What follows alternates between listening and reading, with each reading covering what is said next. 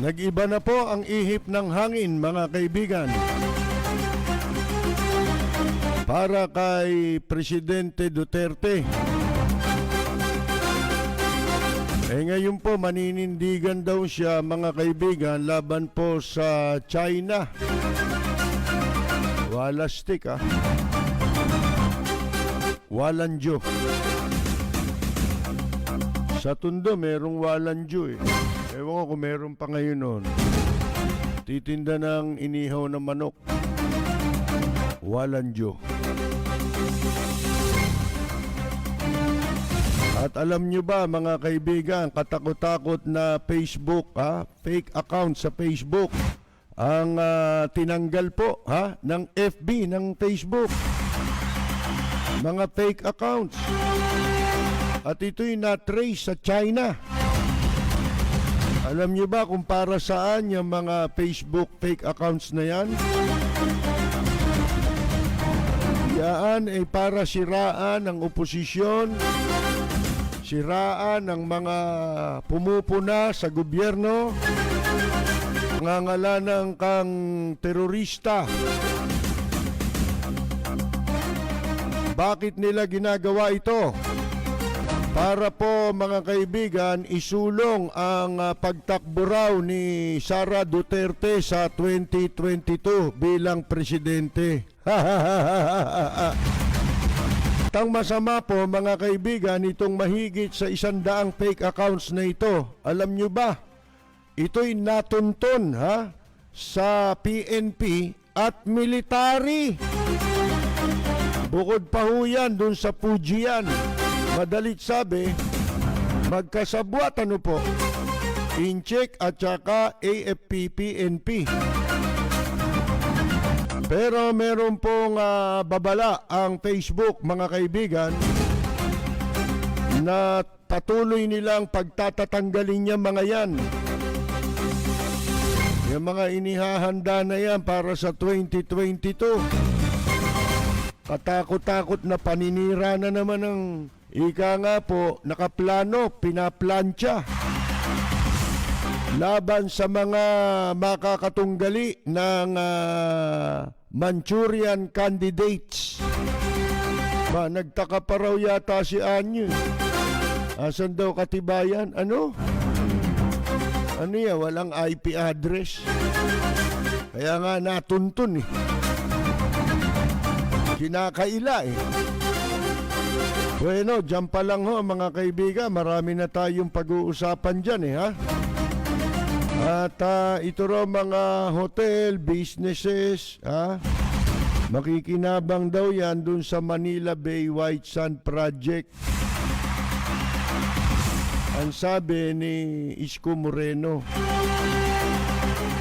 si Yorme, puro kayo yabang, makikinabang.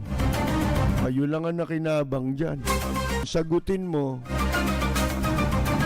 ikaw ba nagpahakot ng mga taong nagpunta ron? Paano yan? Yung contact tracing yan. Di ho ba? Di pa pumuputok. Siyempre, tatanungin ba sa ospital, magpagtatapat ba ng mga yun? Di ba? Di natin alam kung ilan ang nagkaroon dyan ng COVID. Pero yung nagkaroon ng pera, marami. Sa mga nagpasinaya ron. Ngayon ho, yung Manila Bay, tinatambak bukod sa bukod sa nangingitimnan, di ba? Kasi humulas Inanod na ng tubig, mga kaibigan. So, kailangan na naman nilang tagpian. Ito'y administrasyon ng puro tagpi. Tagpi rito, tagpi ron. Ang ginagawa ngayon naglalagay ng mga sandbags. Mga sako na may lamang buhangin din. Para hindi raw humulas yung tubig. Yung dolomite. Mawalang hiya kayo talaga. Ang kakapal ng mukha nyo. Umuhulas na Tapos sasabihin mo, mabibinipisyohan mga hotel, business, negosyo. Migil-tigil ka na nga, Yorme. Lawa ka, lawa. Doon na lang kami sa Ronme. Ayaw namin sa Yorme. Nalawa. Gusto namin doon sa Ronme. Bueno, mga kaibigan, yan po ating mga pag-uusapan ngayon. Ilan po yan sa mga pag-uusapan natin. Akalain ninyo, itong si Presidente Duterte, stuntman din. Bumaliktad na kunyari sa salita niya. Ito'y naganap dun sa yung video conferencing ng United Nations General Assembly. Naka-attend ho siya. Kasi hindi siya pupunta ro sa UN. Mga kaibigan, sa video lang, inimbok niya raw, giniit daw po itong Philippines Arbitral Victory, yung panalo ng Pilipinas sa ano yan doon sa, ano tawag mo rito? Sa The Hague, di ba ho? Na tayo kinatigan doon po sa teritoryo na kinikilalang sa atin po yan. At ang katumbaso nun, sinasabi, illegal, di ba? Yung pong pananakop doon ng bansang China. Sa kanya pong statement, mga kaibigan, dito sa 75th session of the ano yan? United Nations General Assembly kahapon. Mga kaibigan, sinabi ni Presidente Duterte raw na ang commitment ng ating bansa sa South China Sea ay in accordance with the UN Convention on Law of the Sea of the Land of the Sea and the 2016 Arbitral Award. Ayan po, mga kaibigan. Ibig sabihin ngayon, kumikilala na siya. Samantalang sa mga nakaraan, sabi niya, tayo'y probinsya ng China. Di ba? Commitment niya na yan na gawing probinsya tayo ng China. Total naman daw, mayaman yung China. Maraming pera. Ngayon, dahil United Nation yan, at saka yung United Nation, pagkatapos niyang murahin. Di ba? Ngayon, ito namang statement niya na ito ay wine-welcome nitong dating Foreign Affairs Secretary na si Albert Del Rosario, na silang nanguna sa Pilipinas doon po sa arbitration nung yan po ay nagkakaroon ng pagdinig, mga kaibigan. At wine-welcome daw nila yung paggiit ni Presidente Duterte sa landmark ruling ng doon sa The Hague, mga kaibigan, sa UNCLOS. Ito yung UNCLOS, yung UN Convention on the Law of the Sea. We hope, sabi ni Del Rosario, we can get the support of other countries so the arbitral award will be raised more emphatically next year. Mga kaibigan, tayo na nga lang ang hindi nag-a-assert ng ating karapatan, ng ating kasarinlan. Tayo na nga lang ang hindi nagigiit sa sarili nating kasarinlan. Sa loob ng mula po noong 2016 na maupo si Presidente Duterte, tayo na lang Ang katunayan, yung mga barko de gera ng iba't ibang bansa, nandyan na sa South China Sea, mga kaibigan. At ang kanilang dahilan kung bakit sila nandun, sapagkat iginigiit nila itong ruling na ito. Sa Pilipinas, anya yan. At saka yung ibang lugar na sinasakop din ng China, may mga bansang claimant din dun katulad ng Vietnam. Ang India meron din mga kaibigan Ang Indonesia meron din yan Ngayon, tayo na lang maliban dun sa mga bansa na sumusuporta sa atin, European countries, Australia, Amerika, tayo na lang ang wala dun. Tayo na lang ang hindi nag-a-assert, naggigiit ng ating kasarinlan, mga kaibigan, ng ating soberenya. Yun ang nakakahiya sa lahat. Ngayon, iba na sinasabi niya ngayon naninindigan daw siya doon sa sa ruling pabor sa atin, yan ang sabi naman ni Del Rosario, kailan daw makuha natin ng support. Sinong hindi susuporta sa atin? Di ba? Lahat na nga nandyan Ito na lang bansa natin at itong Armed Forces of the Philippines of China na lang ang hindi, mga kaibigan. Sa pamumuno ng Commander-in-Chief na si Digong nyo. Ang sabi nitong si dating DFA Secretary, dapat ang susunod na maging hakbang dyan sa sinasabi na yan ni Pangulong Duterte, yung gawin niyang makatotohanan na ito. Yun ang susunod na hakbang. Hindi ba? Hindi pwedeng daldalang ito salita.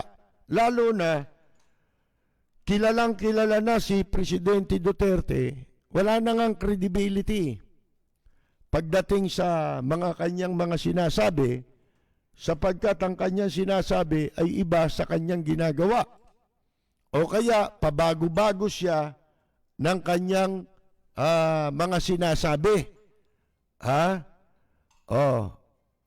tawag doon, meron siyang credibility crisis maging sa mata ng international community.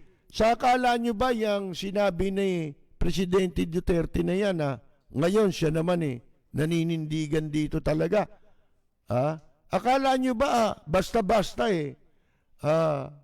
tatanggapin yun ng mga ibang bansa, paniniwalaan kaagad ng ibang mga bansa yung sinasabi niya? Hindi uluko-luko yung mga yan. Yun na nga ang problema ng Pangulo ngayon mga kaibigan yung credibility crisis. Napakahirap ng pagtiwalaan. Lalo na ng mga bansa na nakikipaglaban para sa atin. Initiative nila lahat yan. Na walang suporta ng ating gobyerno na ang ipinagtatanggol mamamayan ng Pilipinas at bansang Pilipinas. Kahit ako hindi ako naniniwala dyan kay Presidente Duterte, yung sinasabi ni Albert Del Rosario na pagkatapos niyan, ang susunod na hakbang, ipakita. Ibig sabihin nun, ipakita ni Presidente Duterte na totoo yung sinasabi niya. Dahil kung meron pa siyang kredibilidad, sasabihin ba yun ni Albert Del Rosario, mga kaibigan? Hindi sasabihin yun. Pati ni Justice Carpio. Si Justice Carpio, wine-welcome din yan. Siyempre, baka binibigyan nila ng benefit of the doubt. Pero kung ang isang leader kapanipaniwala, bakit magkakaroon ka ng benefit of the doubt? Hindi ba? Kasi for the past 4 years, wala akong sinabing nagkatotoo Bukod sa wala nang sinabing nagkatotoo, mga kaibigan, kabaliktaran pa ng kanyang mga sinasabi yung nangyayari.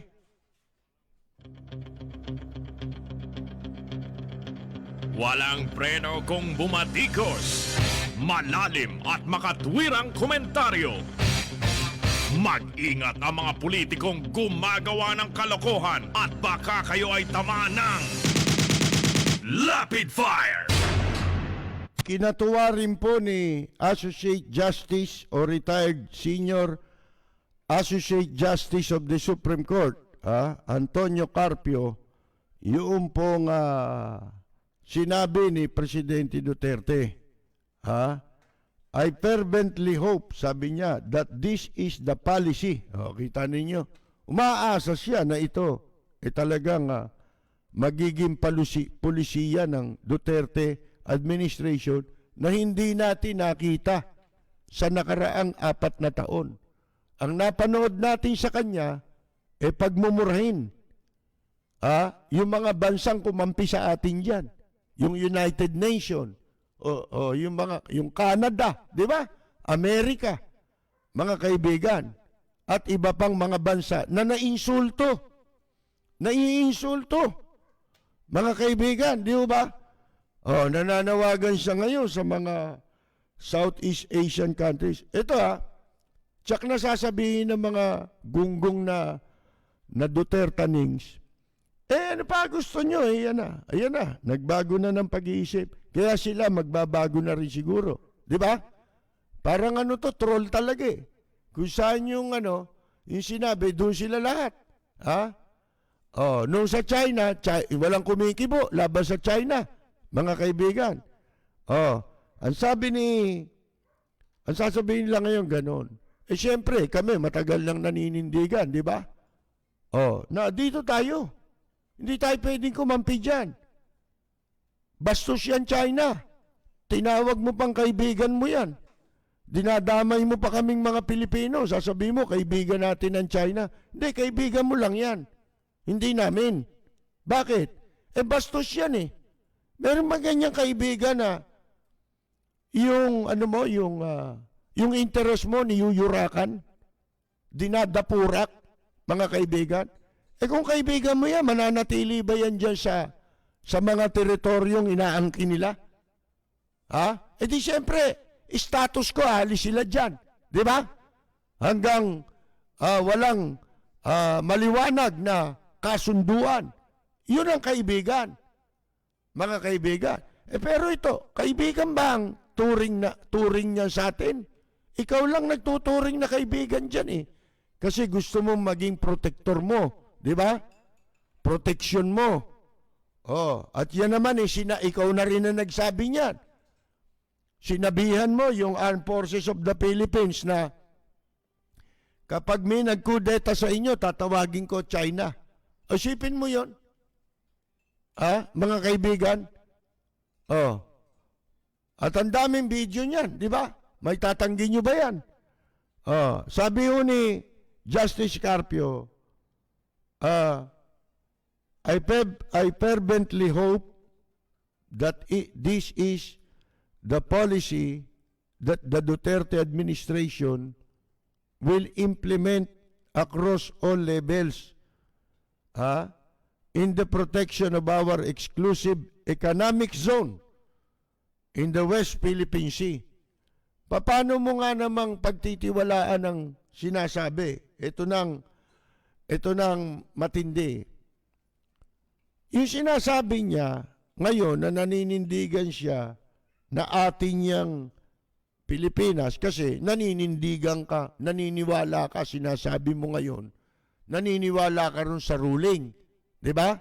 Sinasang-ayunan mo yung ruling. Mga kaibigan, dahil unang-una, interest natin, interest ng bansa at ng mamamayan yan. Pero, lahat ng mga nangyayari, mga kaibigan, kabaliktaran. Halimbawa, yun na lang mga mangingisda natin dyan. Di ba, simula nung sakupin ng China, ayaw na tayong, yung mga mangingisda natin, hindi na makapangisda.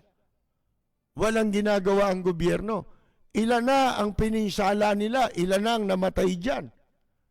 Di ba?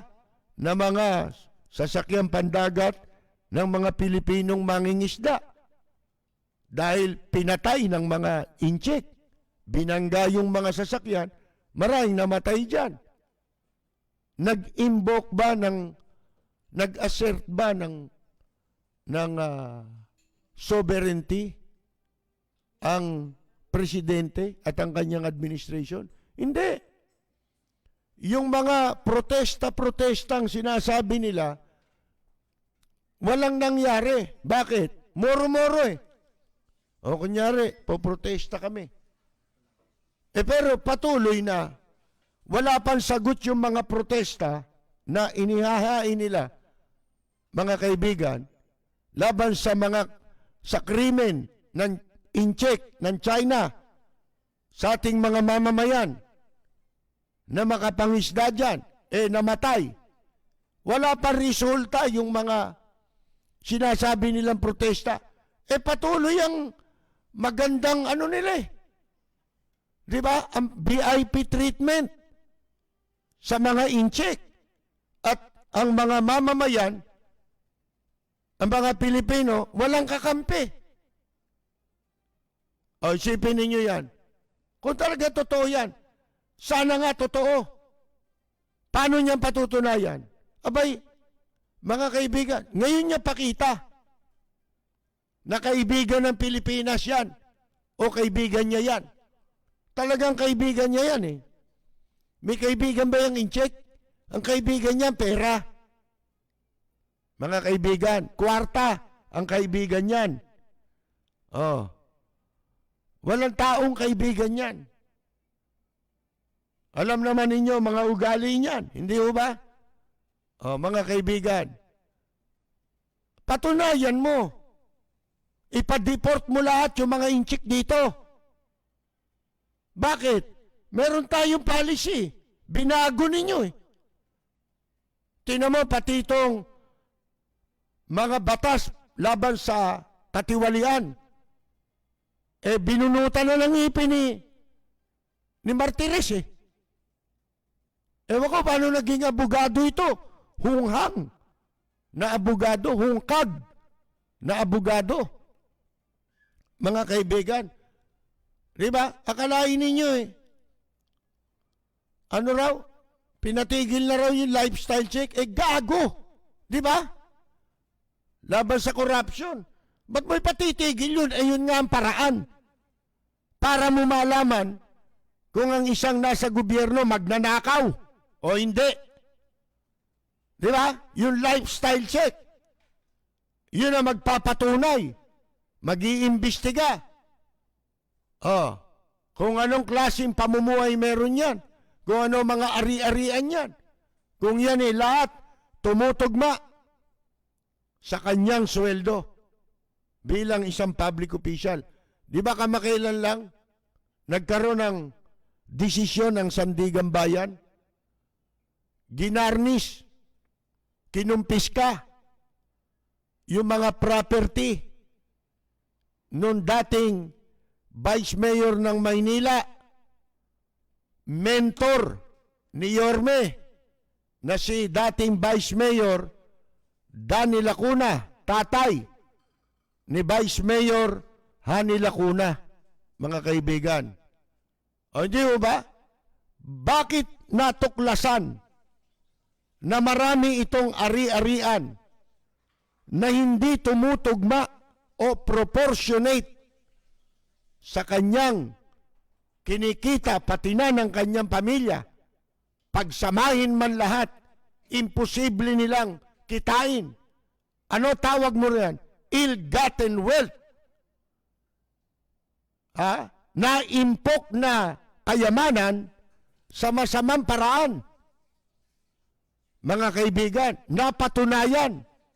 Kaya, ipinag-utos ng Sandigan Bayan ang pagkumpiska sa mahigit na 9 na milyong pisong halaga ng mga ari-ariang nakamal ni Danny Lacuna Ang original nga nun 20 milyon Yung 9 na milyon, siguro binigyan na rin ng luwag ng Sandigan Bayan, yung 9 na milyon na lang ang pinakukumpiska. Paano nakumpiska yun? Dahil sa lifestyle check. Dahil sa salin na ayaw na ngayong ipinag-utos na nitong hindi ko malaman kung paano naging abogadong si Martires. Na hindi na makakakuha ng salin. Kaya nga natutuklasan yung mga lihim na kayamanan Di ba? Dahil sa salin, dahil sa lifestyle check. Mga kaibigan. So, pagkatapos yan. Yun nga, kasi pinagbawal yung salin, isipin ninyo, ilang araw, matapos itanong ng mga mamamahayag,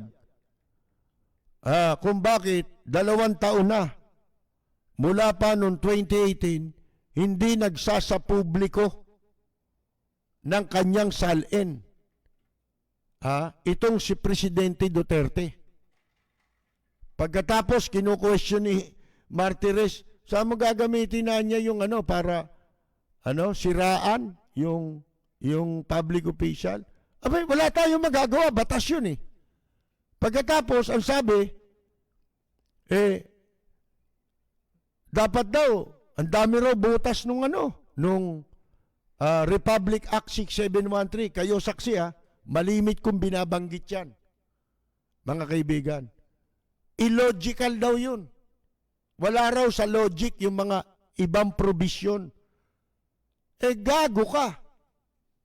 Sino ka para questionin mo yung batas? Kaya ka nga inilagay dyan Kung ano yung mandate ninyo, abay, wala ka nang pakialam kung saan gagamitin yun. Public record dyan Di ba? At kaya yan, may kumukuha niyan, at kaya yan pinasasubmit para magkaroon ng transparency sa gobyerno. Yung mga nakaupo sa gobyerno, maging transparent. Sapagkat nabantad na ang publiko. Kaya nga pinagagawa yung mga batas na yan Sapagkat wala na mga kaibigan. Ang dami ng magnanakaw. Ngayon, para maging transparent, malaman kung ang mga public official ay hindi nagnanakaw. Malalaman mo dyan kung di nagnanakaw. Di ba? Sa salin. Dapat nga maging open sila dyan Di ba? Para lalo nilang patunayan sincero sila sa kanilang panunungkulan bilang mga public official. Sabihin yung kataranta. Ito dito sa sinasabi ni Presidente Duterte, okay walang masama. Di maganda nga, di ba? Kung maninindigan ka doon sa ruling ng UNCLOS, ng The Hague, mga kaibigan, na nakabase sa UNCLOS, mga kaibigan. Ano yan? Gawin mo yung inisyatibo. Ipakita mong totoo yan para ang taong bayan mag-rally sa likod mo. Di ba? Kung talagang totoo yan, kami ang susuporta sa iyo laban sa incheck. Mga kaibigan, di ba? Kasi hodang lumabas kami ng karsada. At ipahiya namin ang mga opisyal ng incheck dito sa Pilipinas. Para maghatid ng malakas na mensahe na hindi tayo papayag na basta na lang aangkinin ang ating mga teritoryo. Hindi ba? Magkakaroon ka ng kakampi ngayon. I doubt na gagawin mo yan. Kasi para gawin mo yan, para makita ng sambayan ng Pilipino na totoo yan sinasabi mo, At kung totoo yan sinasabi mo, susuportahan ka namin dyan. Sapagkat ang pinag-uusapan na rito hindi na politika. Ang pinag-uusapan na rito ay kapakanan ng ating bansa at ng mamamayan. Kahit kumampi pa ang Armed Forces of the Philippines sa incheck, wala kaming pakialam.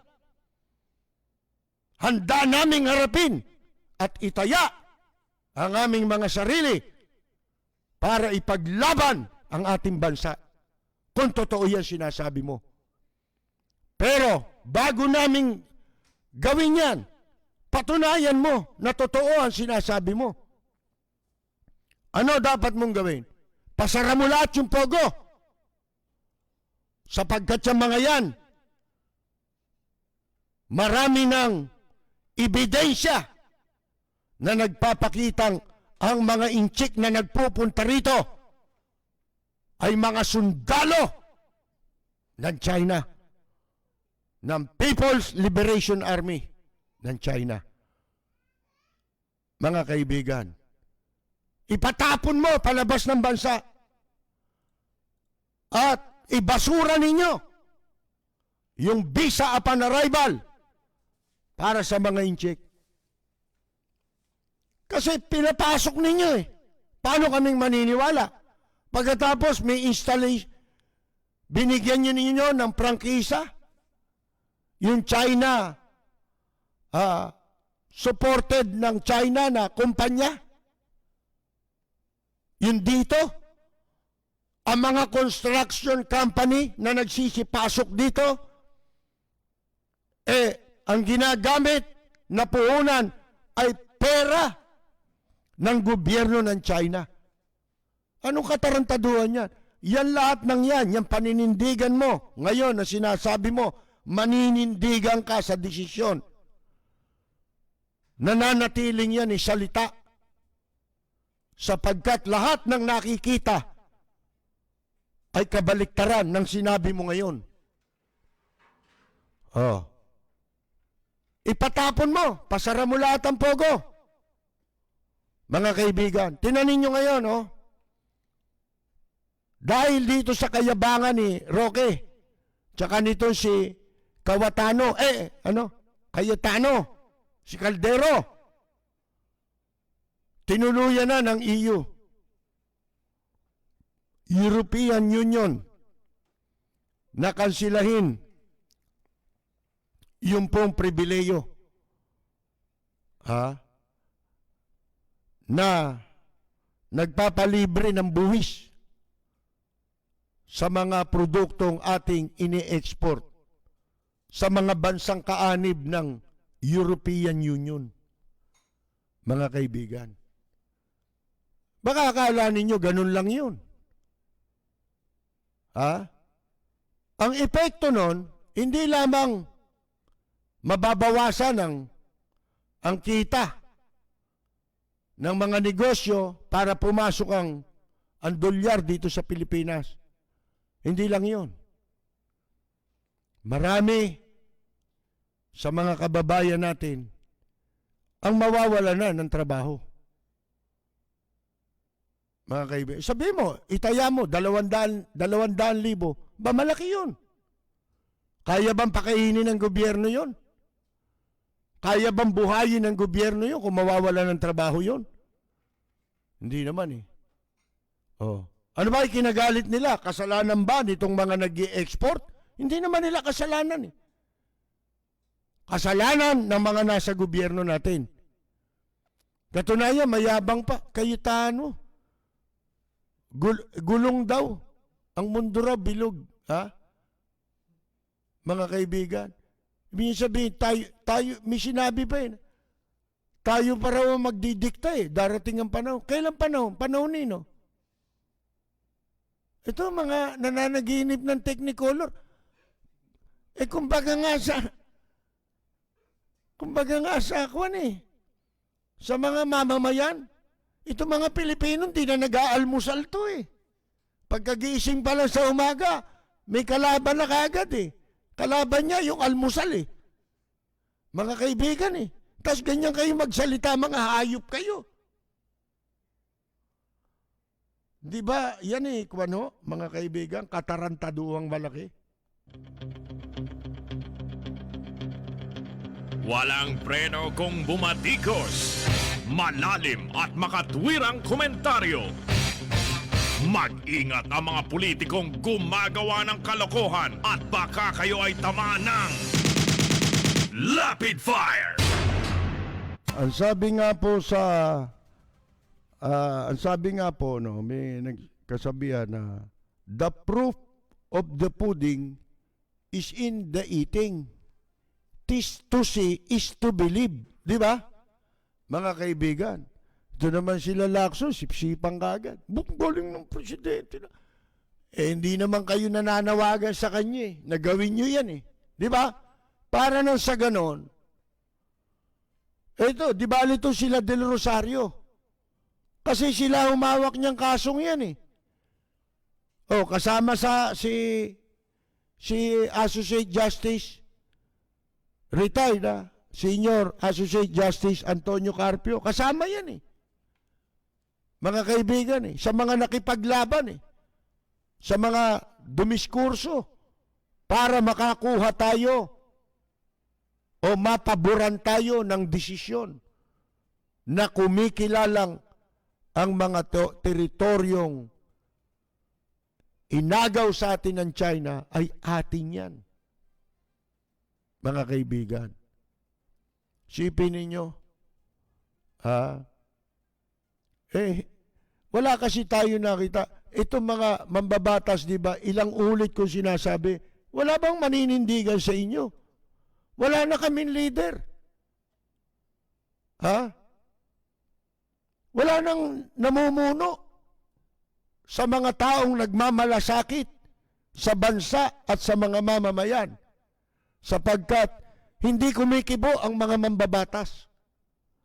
Ngayon kayo kikibo nung magsalita. Ano kayo, pinagli sa alulod? Tagasalo? Sipin ninyo, dapat noon pa, upang makita ng buong mundo, sabi ko nga sa inyo, kailangan nating magsalita upang makapagpahatid tayo ng malakas na mensahe sa mundo.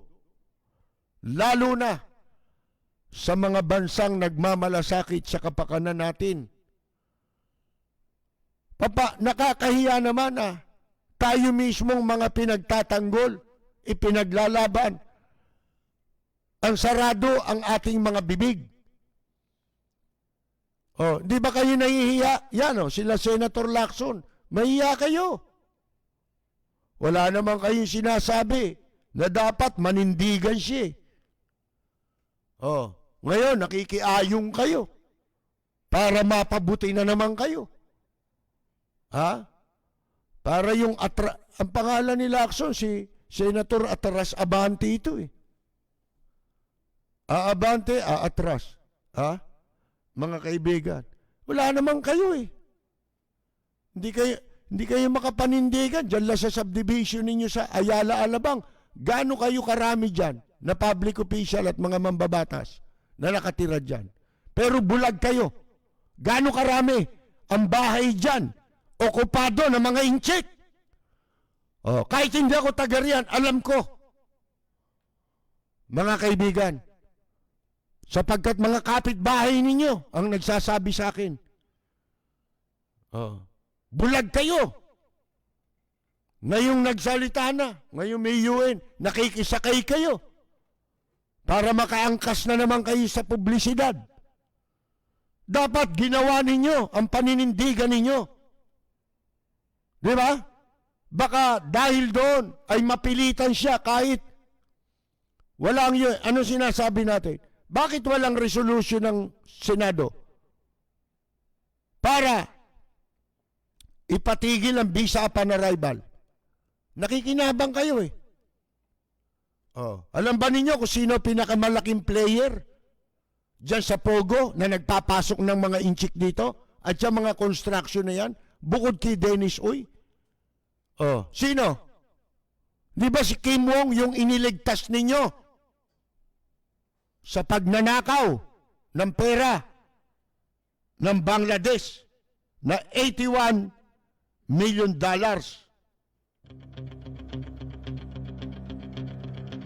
Walang preno kung bumatikos. Malalim at makatwirang komentaryo. Mag-ingat ang mga politikong gumagawa ng kalokohan at baka kayo ay tamaan ng Lapid Fire! Ano pa nga ba gagawin dito niyan? Kumbaga, invasion. Pananakop na yan eh. At saka, ikaw rin, Senator Lacson, na nagsabi na may mga 2,000 People's Liberation Army. Ilang buwan na nakakaraan nun? Nung sinabi mo yan. 2,000, more or less. Ang People's Liberation Army ng Inchik dito sa Pilipinas. Ikaw na nagsabi niyan eh. Ano ibig sabihin no? Bakit pumapasok yung military dito kung wala silang intensyon? Nalabagin ang national security. Threat yan sa national security. Ikaw lalo ka pa, PMA ka eh. Dapat yung PMA ngayon, tawag dyan eh, Philippine Military Academy of China. Mga kaibigan. Kita ninyo, sabi ni Lacson, hearing the president, dahil daw narinig ang presidente na nag-giit ng iginiit yung desisyon o yung award at matatag daw na tinututulan yung anumang pagtatangka na maliitin yung award na yan sa atin, inaward na ruling sa Pilipinas, pabor sa atin. Yan daw dapat, kaya yan daw ngayon dapat mabura ang mga pagdududa kung saan naninindigan ang presidente. Ano? Buburahin mo eh, andyan pa yung mga pogo. Ang mga pinayagan ng administrasyon na wala nang restriction, wala nang boundaries, ultimong kampo ng militar. Pinasok na nila. Sabi nga sa inyo eh, sa Amerika eh, estudyante pa lang eh, natuklasan, mga ano pala yan, o di, revoke lahat ang visa nila, di ba? Yung konsulado nila, ginagamit sa pagnanakaw ng mga impormasyon na magsasapanganib sa seguridad ng Amerika, pinasasara. Dito wala ka namang ipapasara eh. Mananatili ang relasyon mo.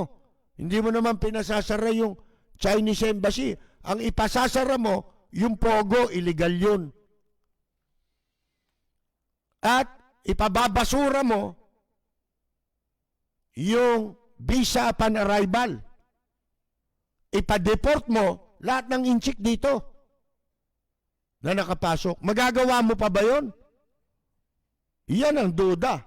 Ang sasabihin mo walang pagdududahan na ngayon. Hindi mo na magagawa yan eh. Nirecognize nyo yung illegal eh. Binigyan nyo. Pagdating dito, nung illegal na, ginawan legal. Sipin mo. At ang masama pa, ang mga Pilipino na gustong magbakasyon dito, mga kababayan nating Pilipino sa abroad, kung hindi sila Philippine passport holder at sila'y mamamayan na ng Amerika o ng ibang bansa, kasama pala dyan, pati ibang bansa o Canada, na hindi ka makakapasok. Kailangan Philippine passport. Para ka makapasok, kukuha ka ng visa. Sipin mo, sarili mong mamamayan yan. Lahat ng patakaran pinatutupad dito, puro laban sa mamamayang Pilipino. Saan ka nakakita ng bansang ganyan? Ang inaapi, yung kapwa mo, yung mamamayan mo. Mga kaibigan, Sino mo kukuha kang visa ron? At pagdating mo rito, ang daming pababayaran sa'yo. Yan ang balita natin. Ang daming sisingilin sa'yo. Sapagkat itinuturing kang dayuhan sa sarili mong bansa. Kahit dual citizen ka, kung wala kang Philippine passport, mga kaibigan, isipin mo yan. Anong kagaguhan yan? Paano magiging kwanyo yan? Paano magiging consistent yan? Doon sa sinasabi niyang pinagtatanggol niya ang bayan laban sa China. Sino maniniwala sa iyo? Alam niyo, kawawa tong presidenteng ito. Sa totoo lang. Bakit? Wala ka ng credibility. Sa palagay mo, pagkatapos mong isapanganib ang seguridad ng mga bansang kaalyado natin, specifically Amerika, sabi ko nga sa inyo, pag nanganib ang security ng Amerika, lahat na manganganib. Lahat ng kaalyado niyang bansa malalagay na sa panganib. Paano kang paniniwalaan pagdating sa security? Sabi ko nga, di ba, nung una pa lang, matagal na sinasabi ko yun lamang intelligence information. Bakit wala kayong makuha?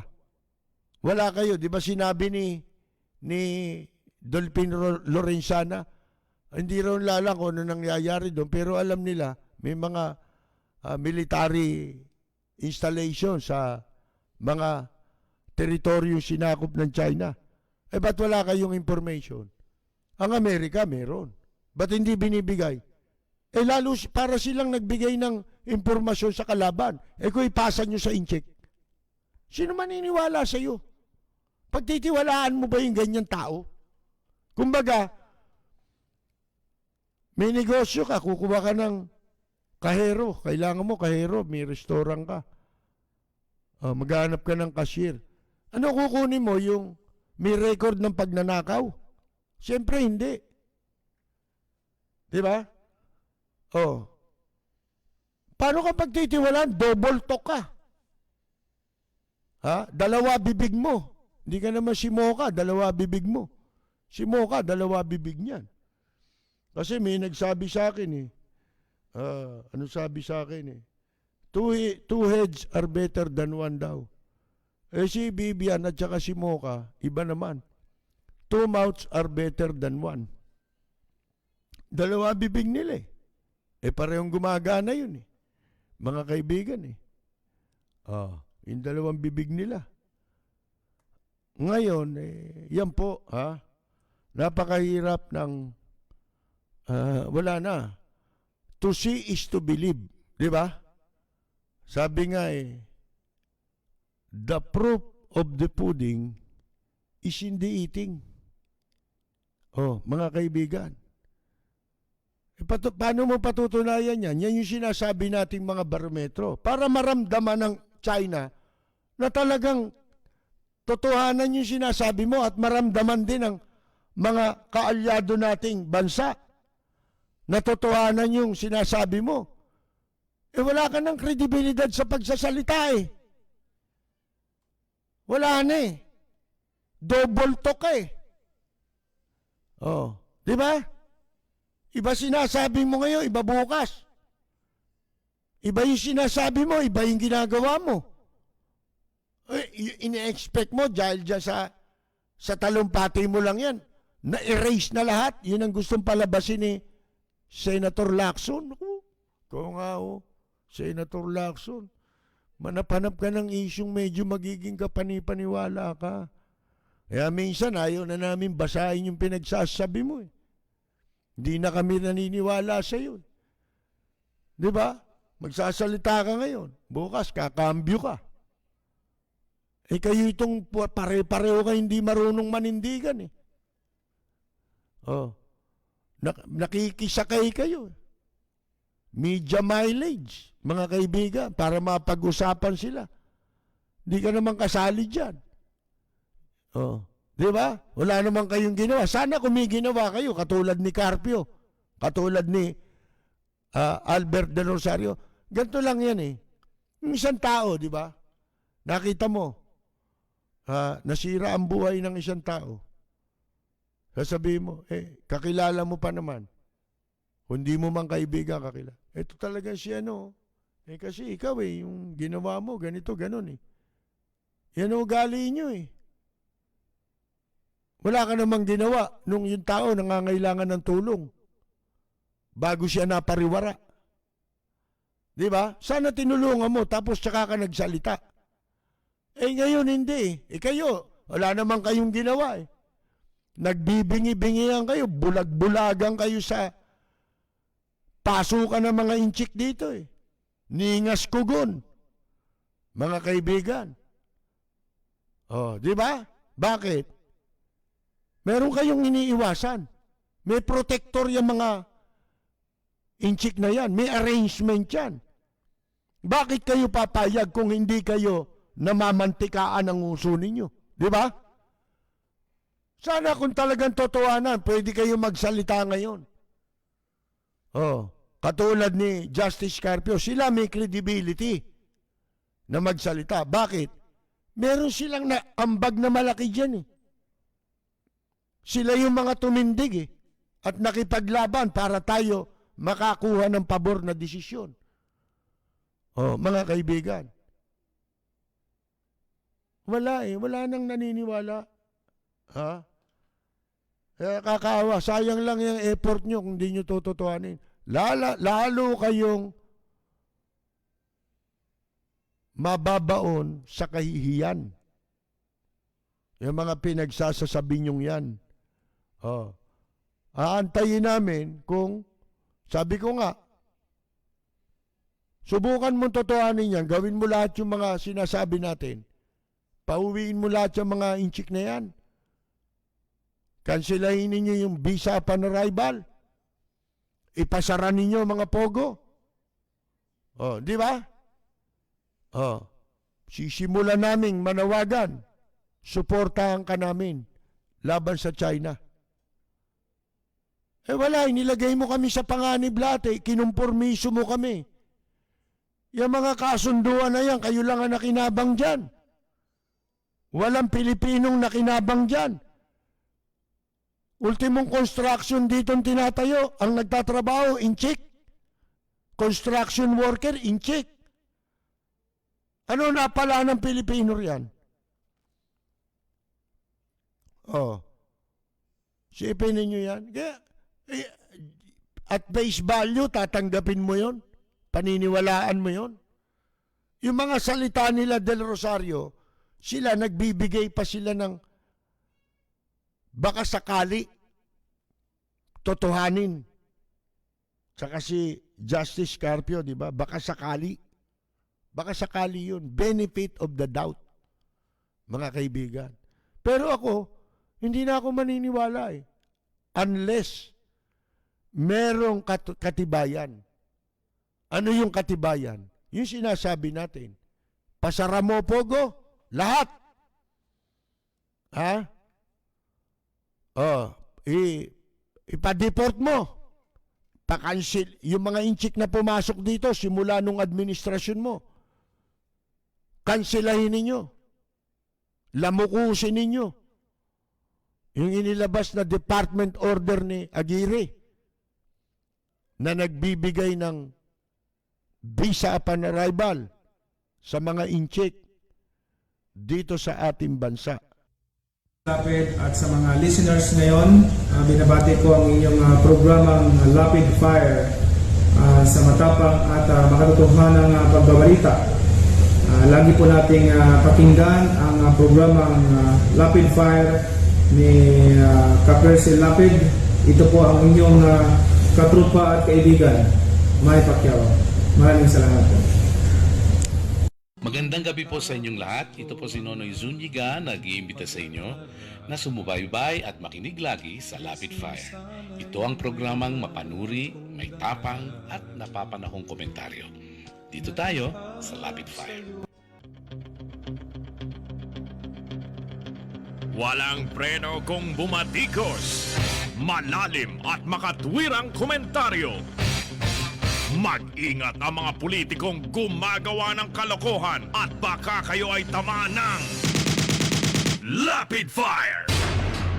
Ito, bago natin pag-usapan itong tungkol sa pagkakatanggal ng Facebook sa mga fake accounts na natuntun, yung isa sa Fujian, China. Tama ba? Yung iba naman natuntun ang nagpapatakbo AFP at saka PNP. Ang sabi ng Facebook, yung mga yan ginagamit laban sa mga pumupuna sa administrasyon. At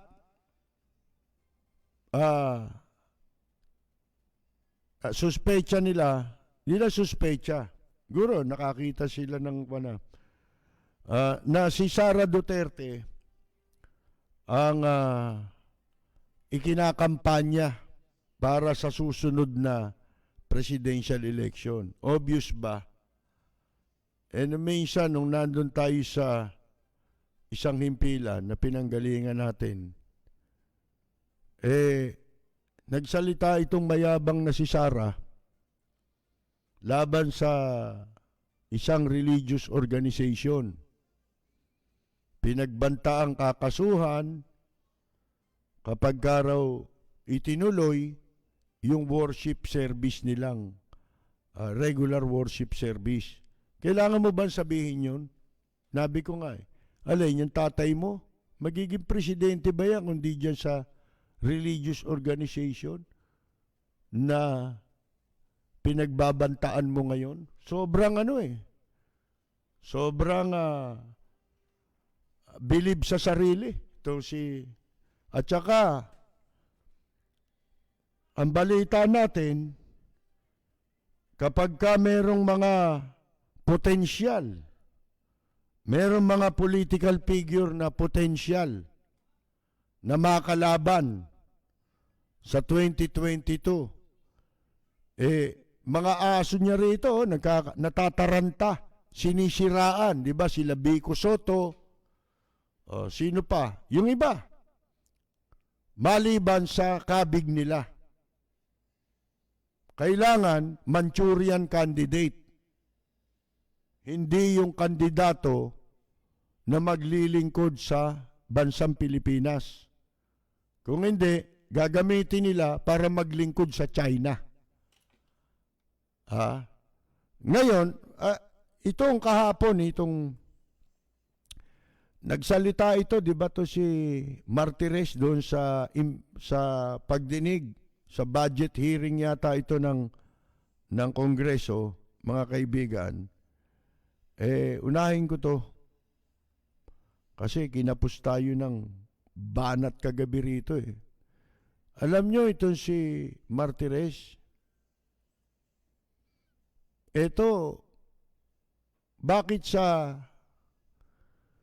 walang kumikibo ngayon? Ito ang dapat nyong gawing hakbang. Di ba nakita mo yan si Katok, si Utorni, Utorni Balahura, si Gadon, walang alam kundi mambalahura ng ibang tao.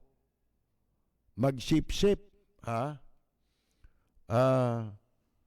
si Cowaranto, dalawa sila ni Cowaranto Tingnan mo mga trabaho niyan. File ng kaso. Ito, maliwanag to. Itong ombudsman na si Samuel Martires, inappoint ito, di ba, sa Supreme Court. Hindi nagtagal, nabakante yung ombudsman, inilipat siya ron. Ngayon natin napatunayan, ito walang karapatan nito Dapat dito, kahit notaryo, hindi pwede ito Si Samuel Martires. Kahit magnotaryo, baka nga kasi alam nyo, dyan sa legal profession, meron ding mga hindi nakakapasa sa bar, pero magagaling mga kaibigan Kasi yung pagpasa sa bar, alam naman ninyo yan, discretion nung nung nagbibigay ng bar exam gusto niya makaayon niya sa paniwala niya yung mga yung mga itatanong sa bar exams, di ba? Pag hindi naayon sa gusto nung maestrado na nakatalaga diyan, bagsak ka, di ba? Pero kung tutuusin mo, magaling. Pagka yung abogado, hindi na nakapasa sa bar exam, nagnonotaryo na lang eh. Mga kaibigan, ito si Samuel Martires, walang karapatan ito. Kahit magnotaryo. Akalain ninyo, kinu-question niya yung batas. Ha? Na nakapaloob na gampanin ng ombudsman. Kesyo yun daw 6713, di ba ako madalas bumanggit niyan? Siguro napapakinggan niya dahil malimit naman nating ginagamit yan eh. Yan kasi ang pamantayan kung paano ka dapat manungkulan. Paano mo dapat hawakan ang iyong tungkulin. Hindi nila na gagampanan. Kasi nga, puro pangungwarta nangyayari dyan. Yan ang kurap eh. Yang ombudsman eh. Pag yan ang naging kurap, wala nang corruption. Di ba? Baliwala na yan. Yun ang gustong mangyari nito. Bakit natin sinasabi na dapat ito ni notaryo hindi na pwede? Ang dapat, sampahan nito ng kaso ng disbarment case sa Korte Suprema, mga kaibigan. Maaaring hindi mo mapapatanggal ito dahil kaalyado nila ngayon ang lahat na nakaupo eh. Lumilitaw ngayon, kaya siya nilagay talaga dyan para mabaliwala ang grapeng corruption. Illegalize ang grapeng corruption. Tatanggalin mo na yung lifestyle check. Yun ang pamamaraan para mo tuklasan kung magnanakaw ang isang opisyal o hindi. Wala ka ng access na makakuha ng SALN. Bali ba, ang SALN ng mga matataas na opisyal, nandyan lahat eh. Di ba? Ang sa civil service, yung mabababa lang na empleyado eh. Mga kaibigan eh. Pero sinasabi ng civil service na hindi mo pwede dapat gawin yan. Di ba? Ang purpose na itinayo ang ombudsman para sugpuin ang katiwalian. Di ba? Sa pamamagitan na sila'y papanagutin sa kanilang mga krimen, sa pagnanakaw, pandarambong, mga kaibigan. Akalain mo, inalis mo yung mahalagang elemento para masiguro mo na ang mga public official ay tumutupad tapat sa kanilang tungkulin. Inalis mo yan. Para mong sinabi, libre na magnakaw ngayon. Sinisisi niya yung batas. Di ba? Ang ginawa niya, sinisisi niya. Kaya ka nilagay dyan, kaya tinayo yung agency na yan, mga kaibigan, para ipatupad mo yung batas. Sabi niya, hindi illogical eh. Wala sa hulog yung mga provisions sa 6713. Wala ka nang pakialam doon. Kung totoo sinasabi mo, kahit pa totoo, gago ka pa rin. Bakit? Kasi kung ano yun nakasulat sa batas, doon ka gaganap ng iyong tungkulin. Yun nga yung sinasabi natin, kagabi lang yata eh. Doon ka sa parameter ng batas. Huwag kang lumagpas doon. Hindi ba? Doon ka within the parameters ng batas. Eh hindi. Nagbibigay ka, hindi ka naman mambabatas eh. Nagdududa ka pala, wala pala sa hulog, eh ba't nandiyan ka? Mag-resign ka. Hindi ba? Mag-resign ka tapos kumandidato kang mambabatas. Tapos ipanukala mo na maamyendahan yung 6713. Oh, pero sasabihin mo yun. Eh sinabi mo, gago lahat yung mambabatas na yan. Katulad mo. Di ba? Pare-pareho kayong gago.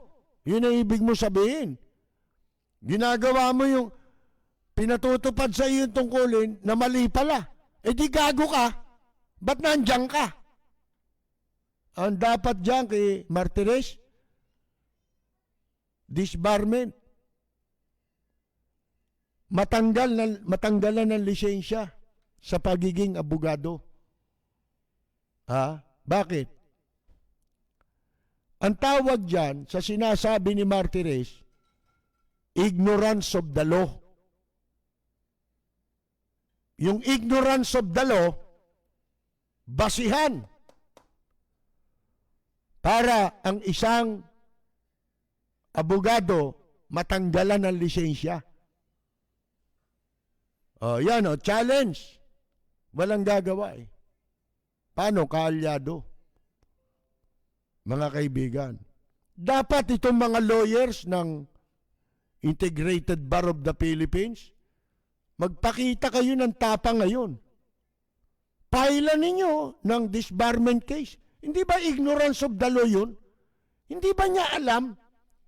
Nasa gobyerno ka, nando ka sa opisina ngayon, kung ano yung batas doon, yun ang ipatupad mo. Ba't mo ko questionin? Kung gusto mo questionin, lumayas ka muna dyan. Gusto mo namang ma-repeal o ma-amend ang batas? Abay, kumandidato ka. Senador o kaya kung congressman. Oh, ano sabi? Para gamit. Mga kaibigan, ang laking kahunghangan nito.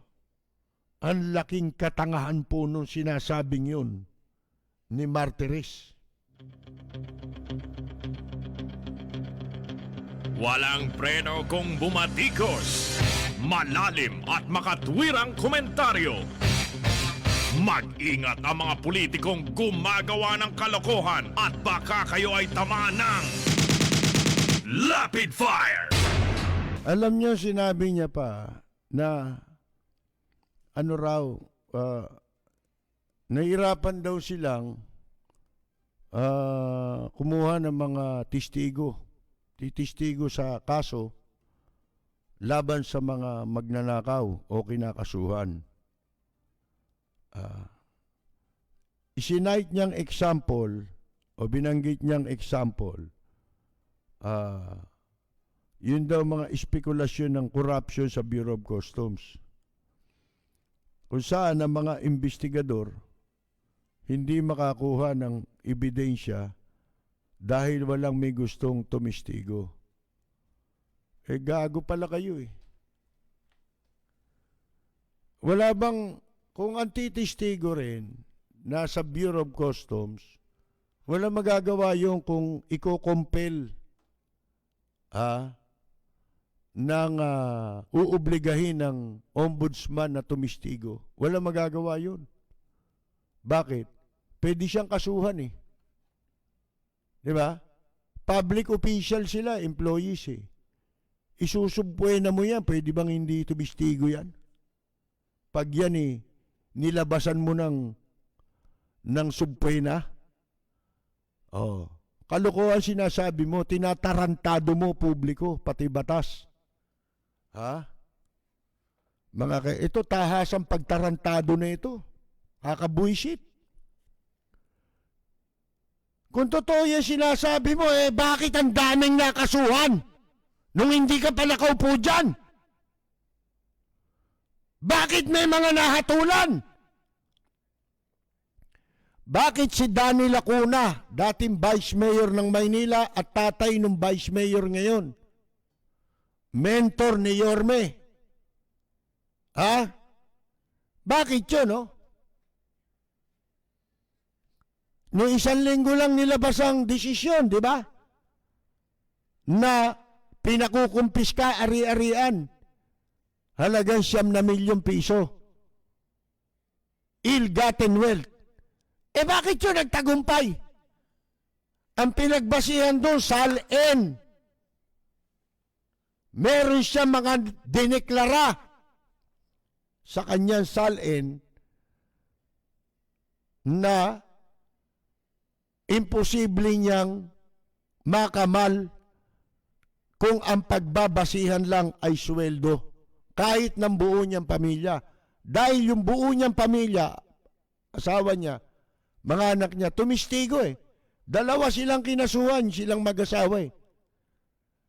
Mga kaibigan eh. Oh.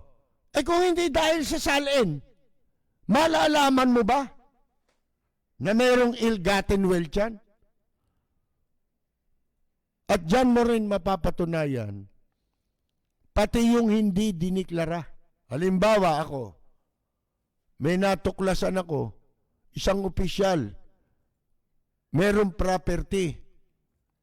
Pero, yung property, hindi nakapangalan sa kanya. Oh.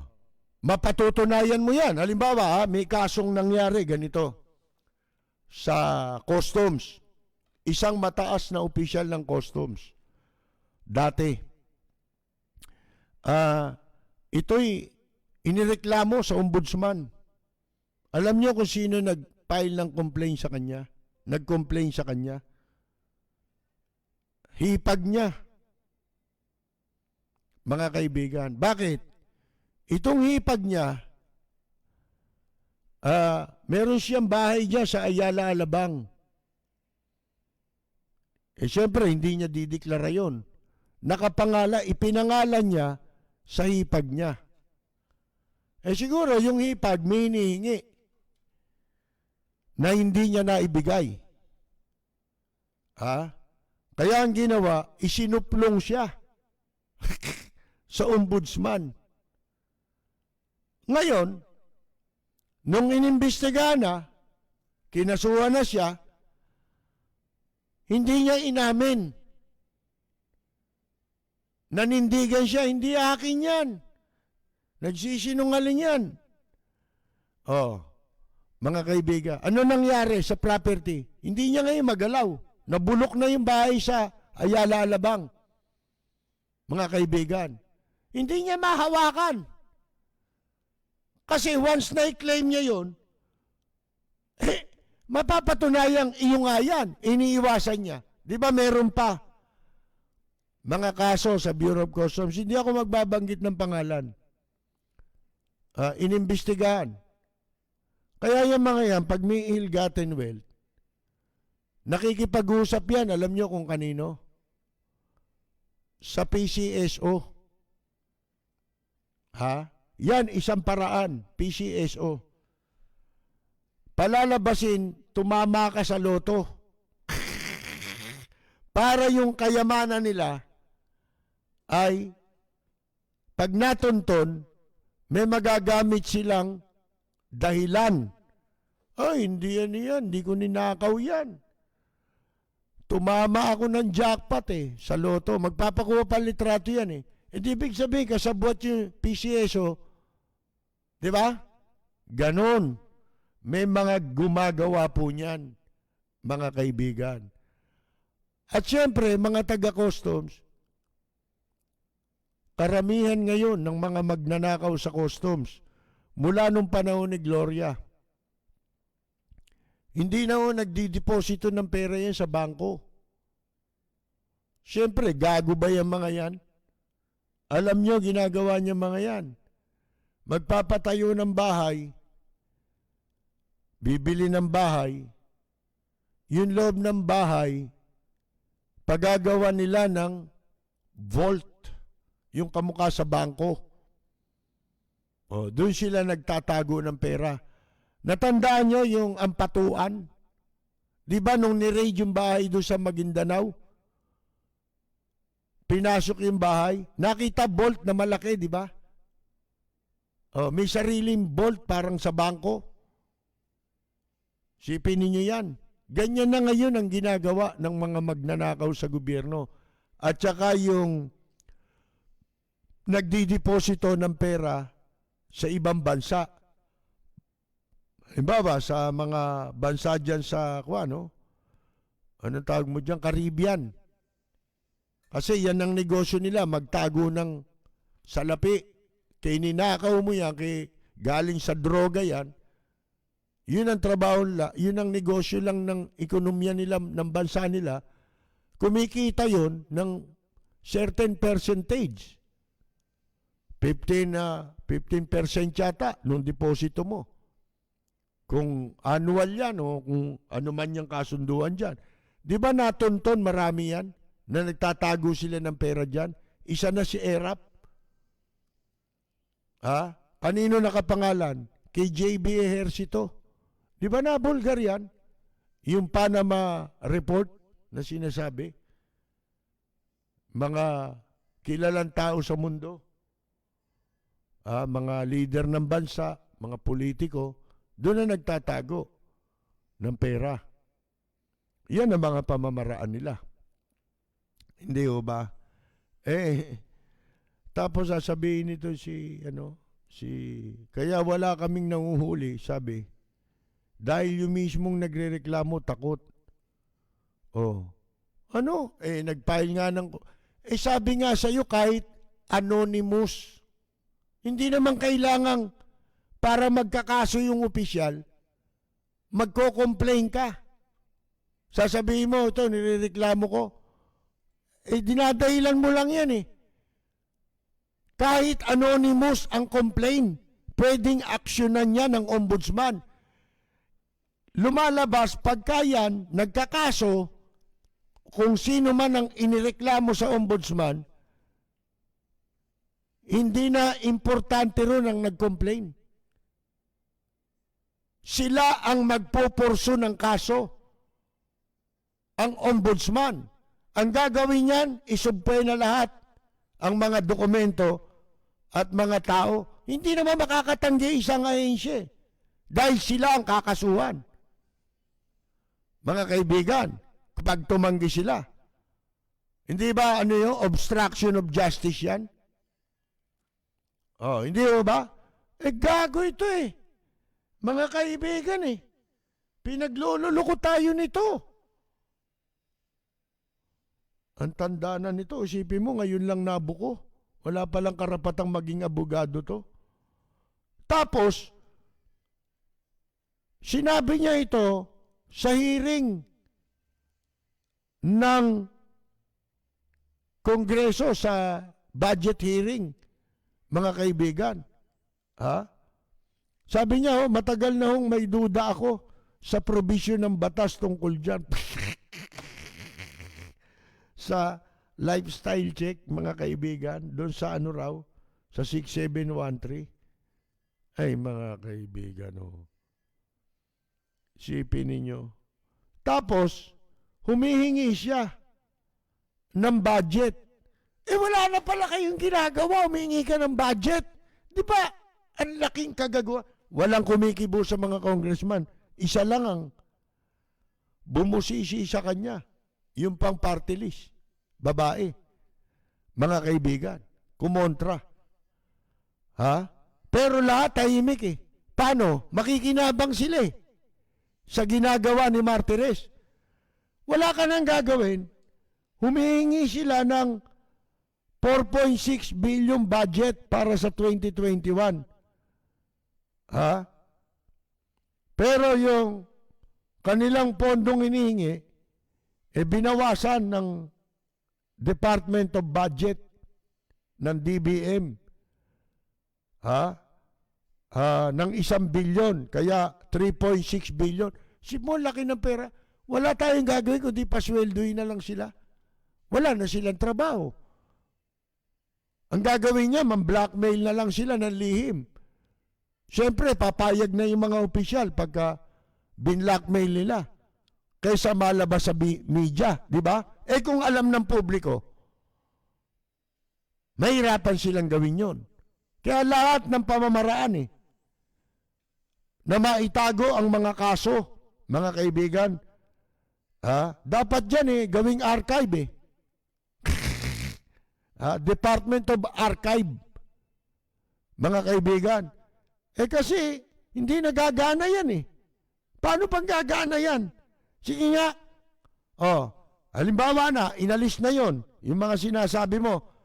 Paano mo ngayong pananagutin yung mga magnanakaw? Sige nga. Anong gagamitin mo? Kung wala nang salin. At wala nang lifestyle check. Paano ka mag-iimbestiga? Hindi ba ang laking kagaguhan? Makapag-iimbestiga ka ba kung walang lifestyle check? Ang katumbas ng lifestyle check, investigasyon. Sabihin nyo, kung mali ako, gago pala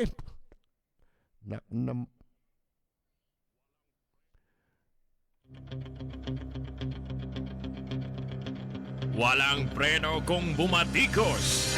Malalim at makatwirang komentaryo. Mag-ingat ang mga politikong gumagawa ng kalokohan at baka kayo ay tamaan ng Lapid Fire! Ano ngayon ang tawag doon sa sinasabing yon? Ano masasabi mo?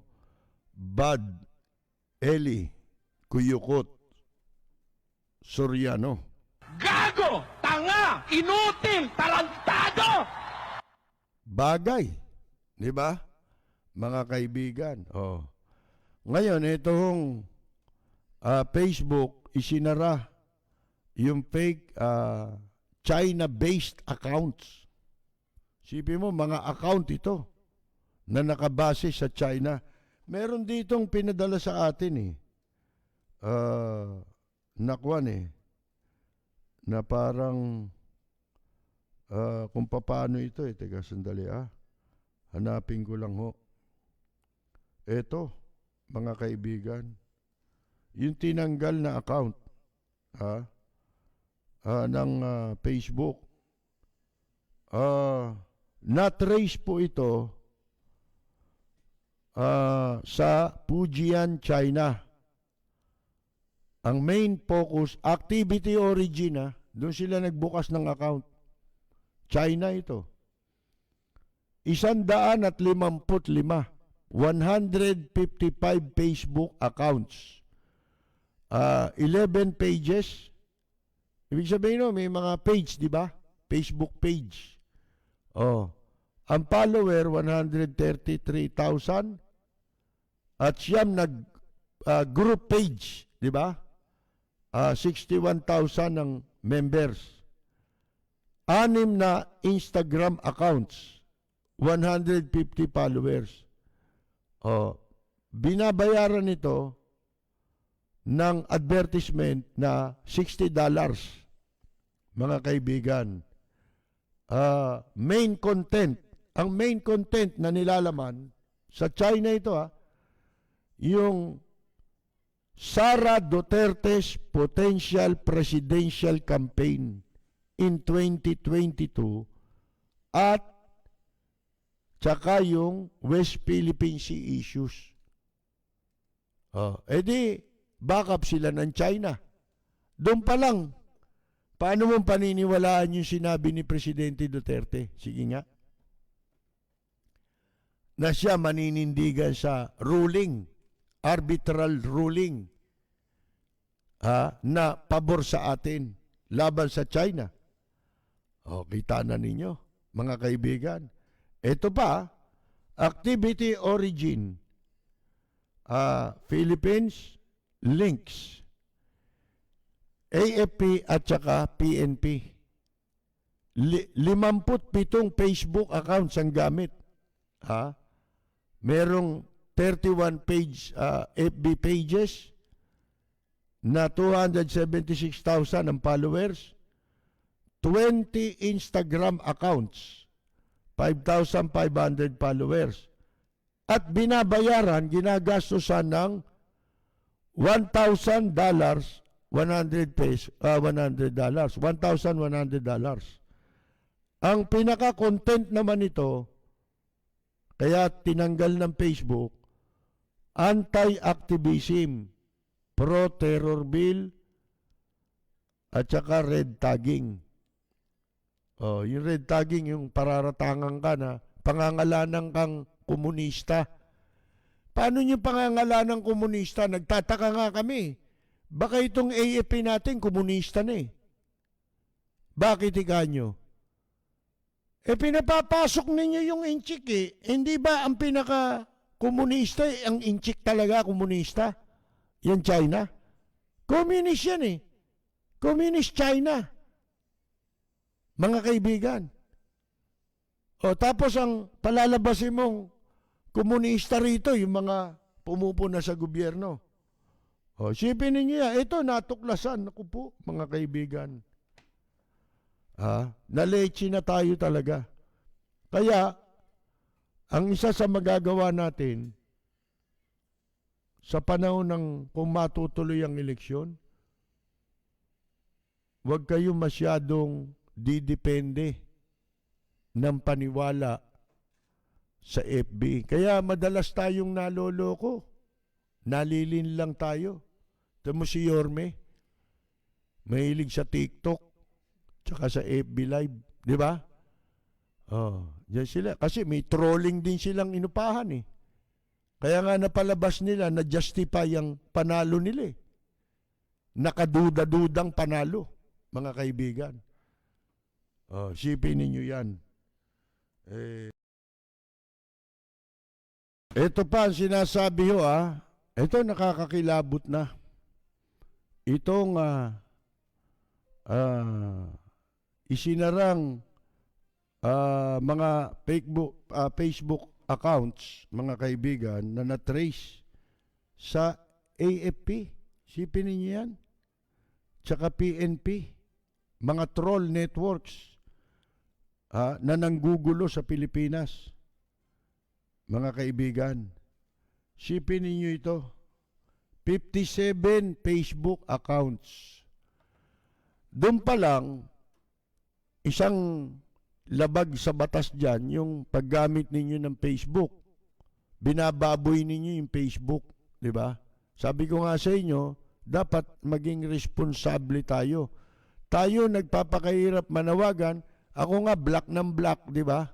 Kasi ayoko magtagumpay yung trolling, di ba? Puro kawalang hiyaan yan, mga kaibigan. Sino mo ginagamit ng militar yan pagkatapos kayo manguhuli, pulis? Paano nyo huliin yung iba? Di ba? Yung talagang lapastangan talaga. Kayo pala itong nahulihan ng Facebook. Pangalawa, labag sa batas. Maging partisan ang mga nasa armed forces natin at pulis. Labag yan sa batas. Na kayo'y lumalahok sa tinatawag na partisan politics. Puro kayuhin, puro kayuhin, puro kayuhin. Hindoropot. Ngayon, tama yung sinasabi nung isa nating kaibigan na itong si Alvarez, yung kahapon si Pantaleon Alvarez, speaker, dating speaker na nagkaroon ng sayad yung speaker. Alam niyo ba yung speaker na ginagamit sa public address system? Pag sumaya dyan, ang pangit na ng tunog niyan eh. Ganun ang tunog ni Alvarez ngayon. Dahil bumabalengkwang na eh. Mga kaibigan, iba yung sinasabi kahapon, hindi raw siya pumupuna ngayon. Tumigil na nga kayo. Piglalaruan nyo lang ang tao eh. Atras abante kayo eh. Nanggagamit lang kayo.